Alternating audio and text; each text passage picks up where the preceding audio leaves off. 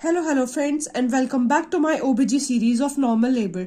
तो हम normal labour वाली यूनिट कर रहे थे और हमने लास्ट वीडियो में introduction, definition, stages of labour and causes of labour cover कर लिया था। नाउ इस वीडियो में हम आगे के टॉपिक्स पढ़ते हैं। तो इस वीडियो में हमारे टॉपिक रहने वाले हैं pre labour signs that indicate labour. इसके बाद हम डिफरेंस पढ़ेंगे true labour pain and false labour pain में। उसके बाद हम प्रोसेस ऑफ लेबर पढ़ने वाले हैं और उसके बाद हम indications and Contra indications of labour पढ़ने वाले हैं। So let's start the video without any delay. तो सबसे पहला टॉपिक है हमारा pre labour signs that indicate labour. Okay, मतलब कौन कौन से ऐसे साइंस हैं जो लेबर के होने से पहले हमको दिखते हैं। सबसे पहला साइन है लाइटनिंग। लाइटनिंग होता है बेसिकली 2 से 3 हफ्ते पहले लेबर के स्टार्ट होने से। इसके अंदर जो फीटल हेड होता है वो डिसेंट हो जाता है। डिसेंट का मतलब होता है डाउनवर्ड मूवमेंट। डिसेंट होने के बाद जो लोअर यूट्राइन सेगमेंट है वो एक्सपैंड हो जाता है हल्का सा, जिससे कि वो downward movement of fetal head को फैसिलिटेट कर सके। ठीक है, अब जैसे ही फीटस हमारे नीचे को आता है ना, लोअर यूट्राइन सेगमेंट में, तो जो डायफ्रैगम था उस पर प्रेशर ऑटोमेटिकली कम हो जाता है, जिसकी वजह से जो मदर में ब्रीथिंग डिफिकल्टी है वो कम हो जाती है।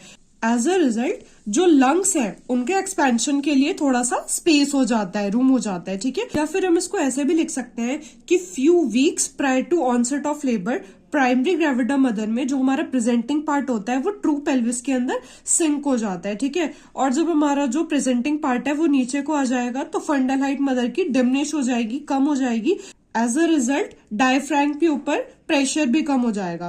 बट जो मदर की मिक्चुरेशन की फ्रीक्वेंसी है वो बढ़ जाएगी, या फिर मदर को कॉन्स्टिपेशन हो जाएगा मैकेनिकल फैक्टर की वजह से। ठीक है, मैकेनिकल फैक्टर की मतलब कि जैसे कि जो प्रेजेंटिंग पार्ट है वो नीचे आ जाएगा तो मदर के ब्लैडर एरिया पे थोड़ा प्रेशर पड़ेगा। इसकी वजह से मदर बार बार यूरिनेट करेगी। ओके, और उसकी वजह से मदर को कॉन्स्टिपेशन भी हो सकता है।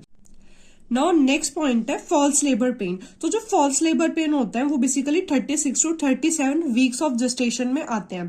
फॉल्स लेबर पेन हमारे परसीवेबल यूट्राइन कॉन्ट्रैक्शंस होते हैं जो कि या तो प्रोग्रेसिव होते हैं और ना ही उनके साथ हमें सर्विकल चेंजेस देखने को मिलता है। जो फॉल्स लेबर पेन है उसका most common cause loaded rectum है, राइट। जो मिडवाइफ है उसको प्रेग्नेंट वुमेन को काउंसिल करना है कि आपको ये सारे चेंजेस खुद में देखने को मिलेंगे और इन्हीं सारे चेंजेस के लिए लेबर प्रोसेस के लिए आपको प्रिपेयर रहना है, राइट। उसके बाद थर्ड पॉइंट आता है सर्विकल चेंजेस। तो सर्विकल चेंजेस में क्या रहता है कि कुछ दिन पहले लेबर के स्टार्ट होने से जो सर्विक्स होती है वो राइप हो जाती है, और जो राइप सर्विक्स होती है वो सॉफ्ट होती है। ठीक है, 1.5 सेंटीमीटर से कम की होती है लेंथ में और डायलेटेबल होती है, मतलब जो डायलेट होती है। अब हम डिफरेंस देखते हैं कि ट्रू लेबर पेन और फॉल्स लेबर पेन में क्या बेसिक डिफरेंसेस होते हैं। सबसे पहले डिफरेंस ये होता है कि जो ट्रू लेबर पेन होता है वो इरेगुलरली स्टार्ट होता है बट थोड़ी देर बाद वो रेगुलर हो जाता है और प्रेडिक्टेबल हो जाता है। बट जो फॉल्स लेबर पेन है वो इरेगुलरली स्टार्ट होता है और इरेगुलरली रहता है। उसके बाद सेकंड डिफरेंस है कि जो ट्रू लेबर पेन होता है वो सबसे पहले लोअर बैक में फील होता है और उसके बाद स्वीप होता हुआ वेव पैटर्न में एब्डोमेन में चला जाता है। उसके बाद जो फॉल्स लेबर पेन होता है वो सबसे पहले एब्डोमेन में फील होता है, ठीक है, और कन्फाइन रह जाता है एब्डोमेन में और ग्रॉइन में।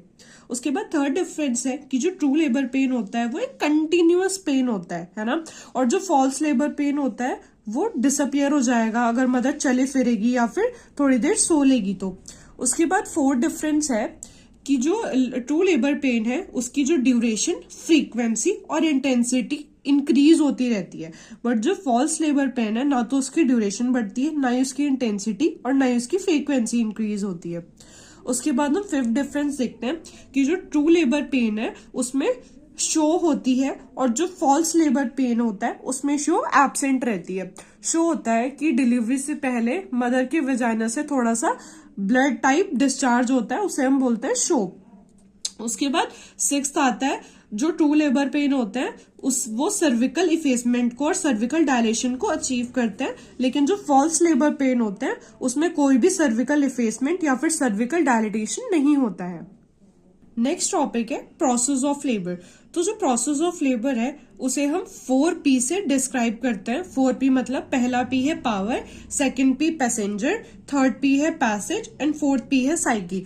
तो अब हम सबसे पहले P को देखते हैं। सबसे पहला P प्रेजेंट करता है पावर को, जिसका मतलब होता है फोर्स। ओके, तो power refers to the involuntary uterine contractions, ठीक है। यूट्राइन कॉन्ट्रैक्शंस किस लिए होते हैं? जिससे कि जो फीटस है वो बाहर आ सके, ओके। तो लेबर के टाइम पे जो कॉन्ट्रैक्शंस हैं वो यूट्रस के टॉप वाले पार्ट पे, फंडस पे फील होते हैं और उसके बाद 15 सेकेंड्स के अंदर अंदर पूरे यूट्रस में स्प्रेड हो जाते हैं, है ना। और उसके बाद जो दूसरी पावर है वो रिट्रैक्शन होती है, ओके।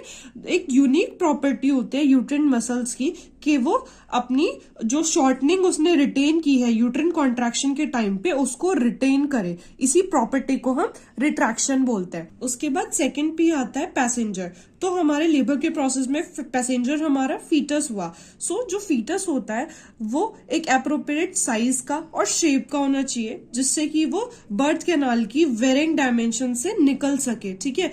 इसी के साथ जो फीटस का हेड होना चाहिए वो इतना इंजीनियर होना चाहिए कि वो यूट्राइन कॉन्ट्रैक्शंस के कंटिन्यूअस प्रेशर को झेल सके। उसके बाद थर्ड पॉइंट आता है हमारा पैसेज। तो जो पैसेज होती है वो बर्थ कैनाल होती है। तो जो बर्थ कैनाल या फिर मैटरनल पेल्विस है वो भी एडिक्वेट शेप और साइज की होनी चाहिए जिससे कि फीटस का डिसेंट हो सके, रोटेशन हो सके और as a result finally fetus की डिलीवरी पॉसिबल हो सके। उसके बाद फोर्थ भी आता है साइकी। तो जो साइकी है वो भी एक रिकॉग्नाइज पार्ट है, लेबर प्रोसेस का इंपॉर्टेंट पार्ट है, ठीक है। अगर मदर लेबर के टाइम पे फियर और एंजाइटी फील करती है तो ये मदर की एबिलिटी को डिक्रीज करेगा कि वो पेन के साथ कोप अप कर सके लेबर के टाइम पे, ठीक है।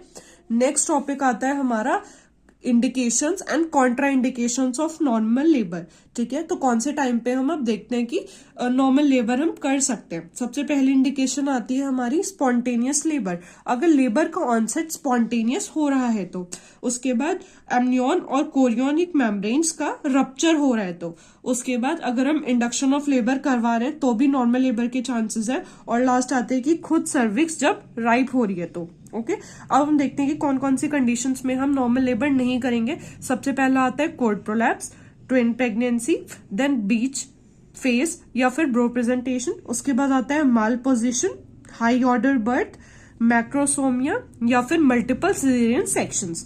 सो थैंक यू सो मच। अगर आपको मेरी वीडियो थोड़ी सी भी इंफॉर्मेटिव लगी हो तो प्लीज आप इसको अपने दोस्तों के साथ शेयर कीजिए, लाइक कीजिए और मेरे चैनल को सब्सक्राइब कीजिए। इसके आगे का पोर्शन मैं बहुत जल्दी रिलीज करूंगी, ओके। तब तक के लिए आप मेरे चैनल से जुड़े रहिए। Thank you so much.